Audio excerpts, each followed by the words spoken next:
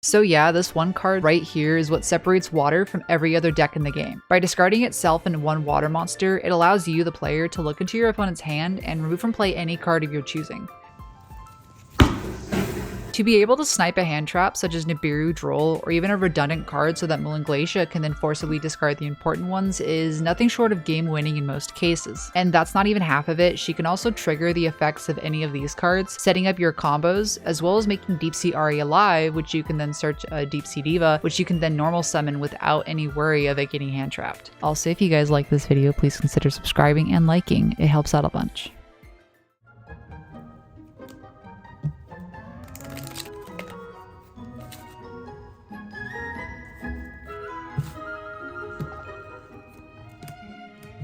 Okay, so taking a look at our hand, we have 3 spell cards and 2 monsters. This combo specifically is just going to focus on these 2 cards, being Deep Sea Minstrel plus the Dragoons, and this is going to open up a huge play you can do almost always consistently, because if you open Deep Sea Aria or any like multiples of the cards used in this combo, you can actually play around more than one hand trap. So let me go ahead and show you how.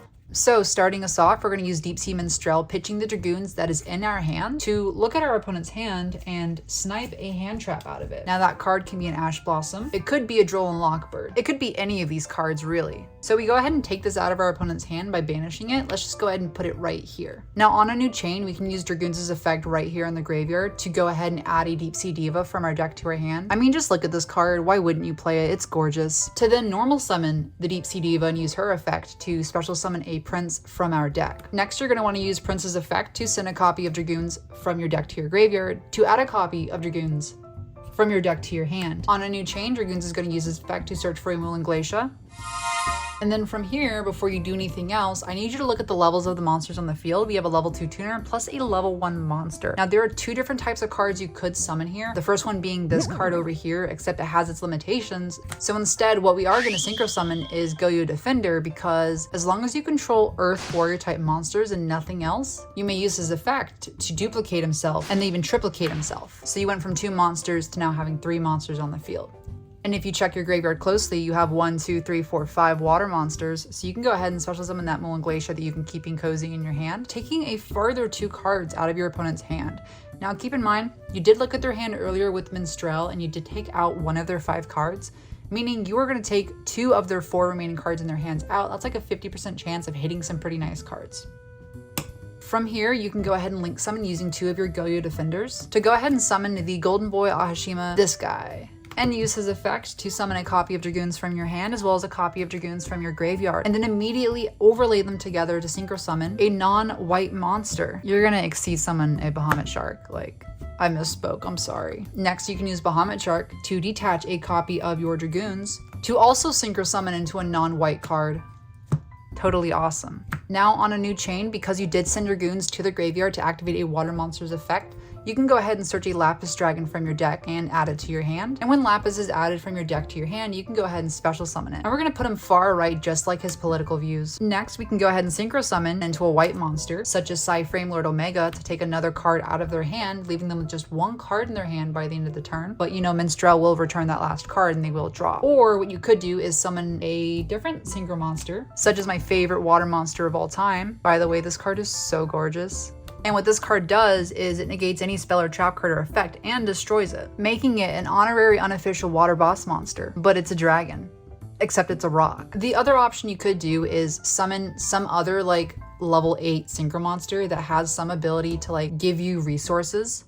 And then what you can do using those 2 cards is Xyz summon using the Glacier into a Titanic Galaxy. And what this does is it puts Glacier into a state of suspended animation between life and death, thus implying that Glacier has never left the field. Basically what that means is that you still have your battle phase for next turn, but this card is just kind of a worse Dragite, but it does protect the rest of your monsters from battle, which is kind of important in a very battle heavy meta moving forward. But I am an incredibly boring person, so I'm just going to summon the Dragite here and call it a day, sorry. Next, from here, you can do a couple of different things, and this might piss off some people, so I do apologize. What we are going to do is Xyz summon using the Bahamut Shark plus the Ahashima, and summon little old Gigantic Sprite.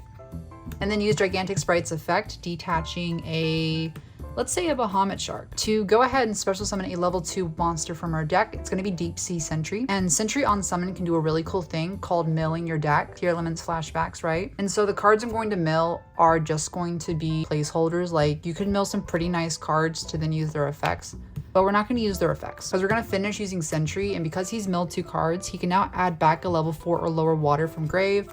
Let's go ahead and add Diva.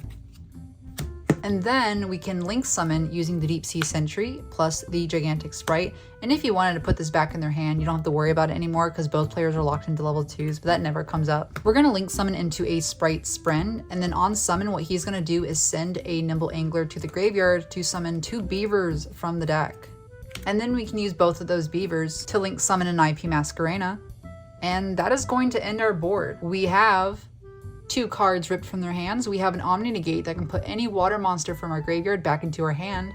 We have an IP Masquerena that can link summon using any of these beautiful monsters to go into an SP Little Knight or even an Appaloosa. So those are very good options. We also have a Dragite, which can negate spell and trap cards and destroy them. And I would say this is a pretty good board. But let's backtrack a little bit here. And so if we go back to this specific board, I'm going to show you guys how you can get an extra level of interaction at the cost of losing your battle phase next turn. So what you are going to do different is link summon using the Sentry as well as the Moonland Glacier. This is because Sentry is a level 2 to link summon into that Sprite Spren, and you want this pointer to be pointing here. So you're going to go ahead and move your limited edition Deep Sea Diva Enamel Pen and Oshawott to go ahead and summon him to the zone. Use his effect to dump one of the Nimble Anglers to summon 2 beavers out to your field.